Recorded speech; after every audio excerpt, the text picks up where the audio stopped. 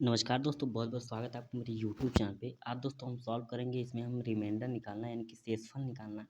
ऐसे प्रश्नों का जो कि काफ़ी एग्ज़ाम में पूछे गए हैं, जैसे SSC, CGL, CHSL, CPO, CDS में क्वेश्चन पूछे गए हैं। उन्हीं क्वेश्चन को मैं यहाँ पे लिया हूँ और इसको दोस्तों आज हम बिल्कुल अच्छे से समझेंगे, बिल्कुल इसमें आसानी से। इसमें ज़्यादा आपका समय नहीं लगेगा, मात्र 5 या 10 सेकंड में ऐसे प्रश्न को आप सॉल्व कर सकते हैं। जैसा आपके सामने यहाँ पे प्रश्न है, 1001 + 1002 + 1003 को हमें 27 से भाग देना है और हमें पता करना कि इसका रिमाइंडर कितना होगा। ऐसे ही प्रश्न यहाँ पे देख सकते हैं, बट्टे में मैंने लिया और पावर भी कितने हाई आए हैं। ऐसे प्रश्नों को सॉल्व करना कठिन होता है, लेकिन दोस्तों आज हम इसको बिल्कुल ये अच्छे से सीखेंगे और इसको एकदम ट्रिक वाइज़ सीखेंगे कि इसको हम कैसे आसानी से इसका कैलकुलेशन कर सकते हैं। सो यहाँ पे जो आपके सामने प्रश्न दिख रहे हैं, इन सभी प्रश्नों को आज हम डील करने वाले हैं बिल्कुल अच्छे से। तो चलिए एक-एक को करके फटाफट इसको सॉल्व करते हैं और इसके लिए दोस्तों थोड़ी-सी पहले हम बेसिक बात करेंगे, क्योंकि इसमें जो हम कॉन्सेप्ट यूज़ करेंगे वो कॉन्सेप्ट कैसा लागू होगा, कैसे हम इसको सॉल्व करेंगे, सॉल्यूशन क्या होगा, इसके बारे में थोड़ी हम बात करेंगे। तो इसका जो सबसे पहले कॉन्सेप्ट होगा इसको हम देखते हैं।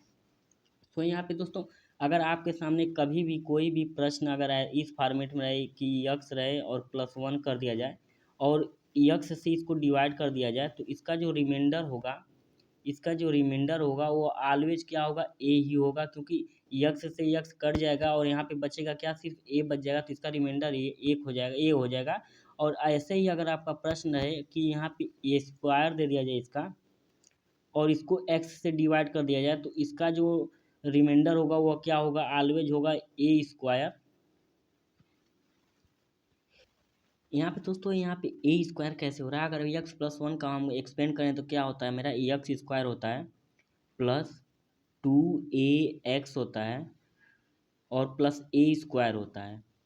अगर मैं यहाँ पे इसको टोटल को यहाँ पे x से डिवाइड किया गया, अगर x से मैं इसको डिवाइड करूँ तो यक्स से तो यह पूरा टर्म कट जाएगा, ये भी कट जाएगा, बचेगा सिर्फ ए स्क्वायर। इस वजह से यहाँ पे जो इसका रिमाइंडर होगा वो हमेशा क्या होगा, ए स्क्वायर ही होगा। अब दोस्तों तीसरे नंबर पे बात करें, अगर तीसरा नंबर रहे मेरा यक्स प्लस ए का होल क्यूब और इसको अगर एक्स से डिवाइड करना रहे, तो इसका जो क्यूब रूट होगा वो क्या हो जाएगा, रिमाइंडर। रिमाइंडर इसका ऑलवेज हो जाएगा ए क्यूब। तो इस बात को आपको नोटिस करके रखे रहना है और इस पे ही हमारे से जितने भी प्रश्न हैं वो सभी प्रश्न इजी वे में सॉल्व हो जाएंगे। और अगर आपके सामने यक्स प्लस ए की पावर एन रहे तो यहाँ पे जो बेसिक हो जाएगा वो क्या हो जाएगा, रिमाइंडर जो इसका हो जाएगा वो क्या हो जाएगा, ए की पावर एन इसका जो रिमाइंडर है, या रिमाइंडर इसका हो जाता है। लेकिन दोस्तों कठिनाई तब होगी जब इसको हम माइनस में लेंगे, यानी कि यक्स माइनस ए की पावर जो एन है, अगर इसको हम माइनस में लेते हैं तब इसकी जो रिमाइंडर होगी वो क्या होगी, यक्स माइनस ए की पावर एन अगर मैं कर रहा हूँ तो इसका जो रिमाइंडर होगा वह क्या निकलेगा। तो इसको निकालने के लिए दोस्तों इसकी बेसिक जो बात होगी, ए की पावर एन तो होगी ही, ए की पावर एन होगी ही, लेकिन यह डिपेंड करेगा किस पे, यह डिपेंड करेगा कि ए जो होगा, एन जो होगा इवेन होगा। इवन जब जैसे ही यहाँ पे हो जाता है तो दोस्तों यह 1 हो जाएगा और जैसे ही यन जो होगा ऑड होगा तो यह क्या हो जाएगा, आपका निगेटिव साइन में आ जाएगा, यानी माइनस हो जाएगा। तो इसी बात को आपको इसमें ध्यान देना है और इसी पे जितने भी प्रश्न हैं हमारे वो प्रश्न सॉल्व हो जाएंगे। जैसा कि आपके सामने पहला नंबर प्रश्न है, यहाँ पे पहले नंबर प्रश्न पे चलें, यानी 1001, 1002, 1003 को अगर मैं 27 से भाग देता हूँ तो यहाँ पे रिमाइंडर कितना आने वाला है। तो यहाँ पे दोस्तों सबसे पहले तो हम देखेंगे कि इसमें संख्याएं कुछ कट रही या नहीं कट रही। जैसे मैं अगर बात करूँ, यहाँ पे हमारा अगर 27 से काटूँ तो 27 को पहले मैं 9 बनाना चाहूँगा। अगर 9 मैं बना लेता हूँ इसको, तो यहाँ पे 9 बनाने के लिए इसको मुझे 3 से काटना होगा, तो यहाँ पे 9 हो जाएगा। और आपको पता है कि 1002 जो है यह 3 से आपको ईजिली कट जाएगा, यानी कि 3 त्रिक का 9 में आ जाएगा यह, यानी कि 3 त्रिक का 9 हो गया। और यहाँ पे दोस्तों एक रिमाइंडर चला गया, यानी कि 3 त्रिक का 9 और 3 चौक को 12, यानी कि 334 यहाँ पे यह जो है हो जाता है। अब यहाँ पे जब 334 यह हो जाता है और बाकी अब 9 हो गई, तो 9 से काटने का आपका रूल है कि आप जो सम ऑफ डिजिट है, अगर सम ऑफ डिजिट को काट लेते हैं तो यहाँ पे जो आपका रिमाइंडर है वो आसानी से मिल जाता है। तो यहाँ पे देख रहे हैं कि एक है और एक है, यहाँ पे इसका जो ये आपका शेषफल हो जाएगा वो कितना हो जाएगा, 2 हो जाएगा। और यहाँ पे देख रहे हैं 3 और 3 6 और 4 10, यानी कि इसको अगर मैं काट लूँ तो इसका जो शेषफल हो जाएगा 1 हो जाएगा। और इसको मैं अगर काटूँ तो यहाँ पे इसका शेषफल 4 हो जाएगा। और मैं यहाँ पे जब इन सभी का गुना कर लूँगा, यानी 2 गुना 1 गुना 4 जैसे ही मैं कर रहा हूँ, तो यहाँ पे 4 दूना 8 और इसका जो रिमाइंडर हो जाता है 8 हो जाता है। लेकिन दोस्तों इसमें थोड़ी-सी कंसेप्ट और इसमें क्लियर करनी होगी, क्योंकि यहाँ पे जब हमने इसको 27 को काटा 3 से और ऊपर भी काटा 3 से, मेरा जो यहाँ पे शेषफल था वो 3 से कट गया था। तो इसमें हमें लास्ट में यहाँ पे क्या करना होगा, 3 से मल्टीप्लाई करना होगा, तो आपका जो फाइनल आंसर होने वाला है वो होने वाला है 24, यानी कि ऑप्शन नंबर जो 1 होगा आपका यहाँ पे बिल्कुल सही होगा। अगर दोस्तों इस प्रश्न को आपको समझने में थोड़ी-सी प्रॉब्लम हुई होगी, लेकिन आगे वाले आने वाले प्रश्नों में आप इस कॉन्सेप्ट को बिल्कुल अच्छे से कवर कर लेंगे, क्योंकि थोड़ी-सी लेंदी प्रोसेस है यहाँ पे। जब आप किसी संख्या को आप उसके रिमाइंडर को भी काट देते हैं, तो उस संख्या को लास्ट में आपको गुणा करना होता है, तो इसमें आप थोड़ी-सी कन्फ्यूज़न होगी, लेकिन आगे जैसे प्रश्न सॉल्व होगा आपको कन्फ्यूज़न यहाँ पे नहीं होने वाली। यहाँ पे दोस्तों आपके सामने जो ये प्रश्न है, अगर इसको मैं सॉल्व करूँ तो इसको मैं किस मेथड से इसको सॉल्व कर सकता हूँ।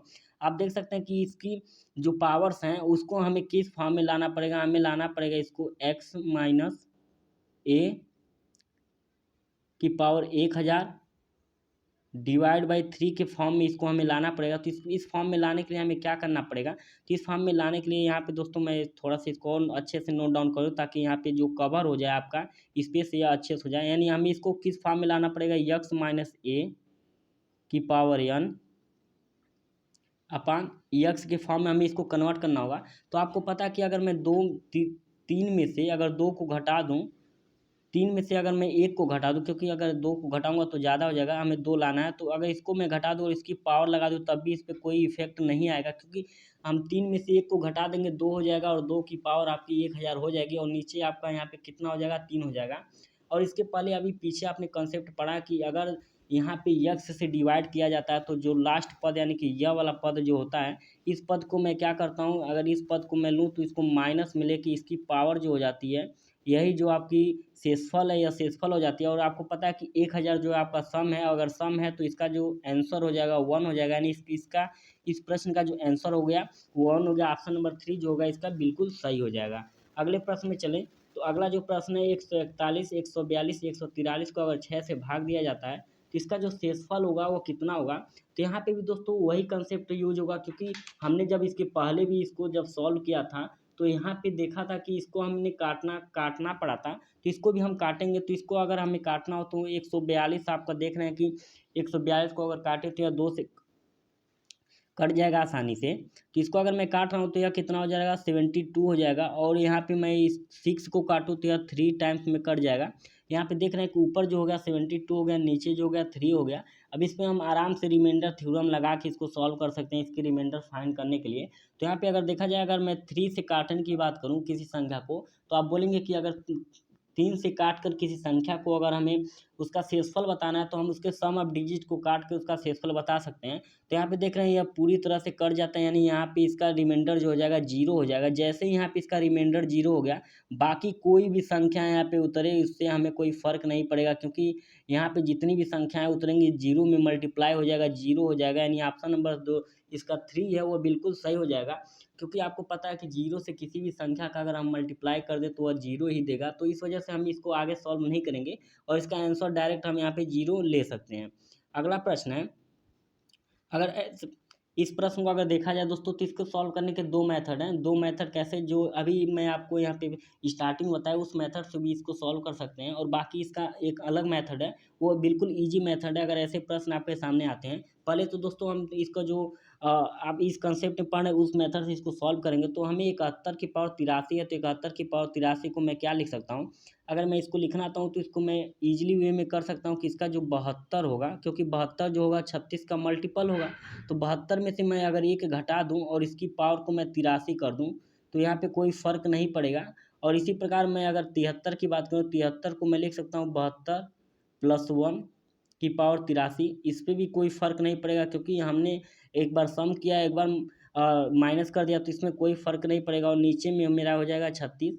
और आपको पता है कि जब ए एक्स प्लस ए की पावर एन रहती है, तो हम इसको क्या लिख सकते हैं, ए की पावर एन लिख सकते हैं। तो इसकी भी हम करेंगे तो एक माइनस एक की पावर जो हो जाएगी या 83 हो जाएगी, और यहाँ पे करेंगे तो इसकी जो पावर हो जाएगी प्लस में है, तो इसकी पावर जो प्लस में हो जाएगी और 83 हो जाएगी। आप देख रहे हैं कि एक बार माइनस एक बार प्लस है, तो इसका जो शेषफल होगा ऑलवेज 0 हो जाएगा, यानी इसका जो आंसर हो जाएगा वो सी आपका बिल्कुल सही हो जाएगा, यानी कि 0 इसका आंसर बिल्कुल सही हो जाएगा। इसका जो अल्टरनेटिव मेथड है, इसके अल्टरनेटिव मेथड पे चलें, तो प्रश्न है आपका 71 की पावर 83 प्लस 73 की पावर 83 और इसको डिवाइड किससे किया गया है? 36 से इसको डिवाइड किया गया है। जब भी दो संख्याओं के बीच का अंतर दो है, दो हो, यहाँ पे अंतर देख रहे हैं इनके बीच का दो है और इनकी जो पावर है वो पावर दोनों की सेम है। अगर दोनों की पावर सेम है तो इसको हम इजी तरीके से इसको सॉल्व करेंगे और इसको सॉल्व करने के लिए हमारा जो मेथड होगा वो मेथड हम कैसे अप्लाई करेंगे। यहाँ पे सबसे पहले क्या करेंगे, 71 और इस 73 को जोड़ेंगे तो 144 हो जाएगा और 144 को जब मैं 36 से डिवाइड करूँगा तो आपको पता है कि 36 ये पूरी तरह से डिविजिबल है, यानी कि इसका जो रिमाइंडर हो जाएगा 0 हो जाएगा। तो ऐसे प्रश्न जब आते हैं तो इसको दोस्तों इसी मेथड से सॉल्व करना ईजी होता है, क्योंकि वह जो मेथड है अल्टरनेटिव मेथड, उसको दोस्तों सॉल्व करने में थोड़ी प्रॉब्लम होगी और लंबा प्रोसेस पड़ जाएगा और टाइमिंग उसमें एक्सपेंड ज़्यादा हो जाएगा। तो आई होप दोस्तों आपको वीडियो पसंद आई होगी। अगर वीडियो पसंद आए तो चैनल को सब्सक्राइब, वीडियो को लाइक और अपने दोस्तों में से शेयर जरूर कर लीजिएगा। तो चलिए मिलते हैं फिर नेक्स्ट वीडियो में।